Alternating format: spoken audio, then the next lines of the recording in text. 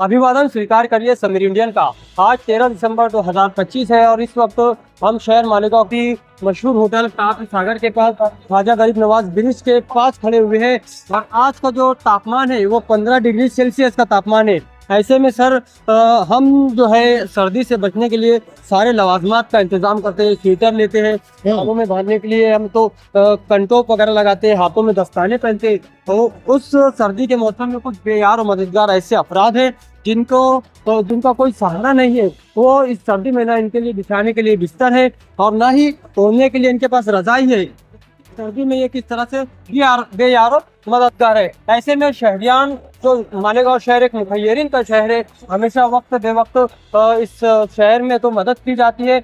ऐसे शहर में कुछ लोग जो है बेसहारा है, बेयार और मददगार है, इनको सर्दी का एहसास है, लेकिन इनकी फिलहाल कोई मदद करने वाला नहीं है। वैसे तो मालेगांव जो है किसी भी तरीके की मुसीबत आती है या जो भी ज़रूरतमंद होते हैं उनकी हर तरीके से माल से या उनके पास जो भी असबाब हैं उससे मदद करते हैं।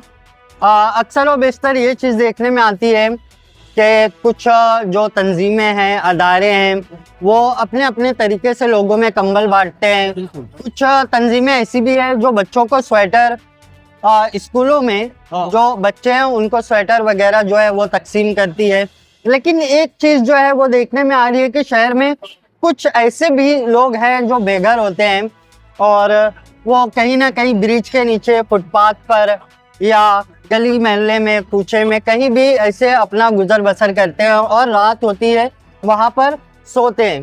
तो ऐसे लोग अक्सर देखने में आता है कि उनके पास सर्दी से बचने के कोई भी लवाजमात नहीं होते। तो ज़रूरी है कि हमारी जो तंजीमें हैं, अदारे हैं, उनको इन चीज़ों पर भी ध्यान देना चाहिए। ऐसे कुछ जो अफराद हैं उनके लिए भी कंबल या सर्दी के लिए स्वेटर, जैकेट्स वगैरह जो है वो तकसीम करना चाहिए।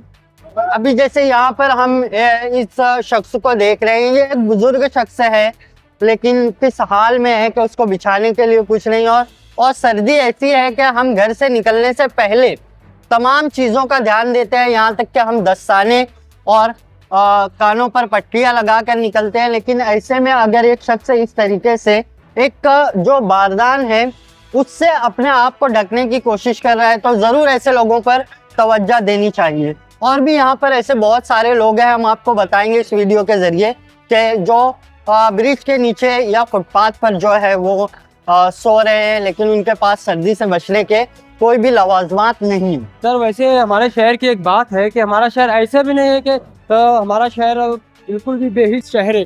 हमारे शहर में हमेशा से ही लोगों की मदद की जाती है, खिदमत के लिए हमारा मालेगांव शहर मशहूर है। ऐसा नहीं है कि यहाँ खिदमत नहीं की जाती है, लोगों में ऐसी लवाजमत तकसीम नहीं किए जाते।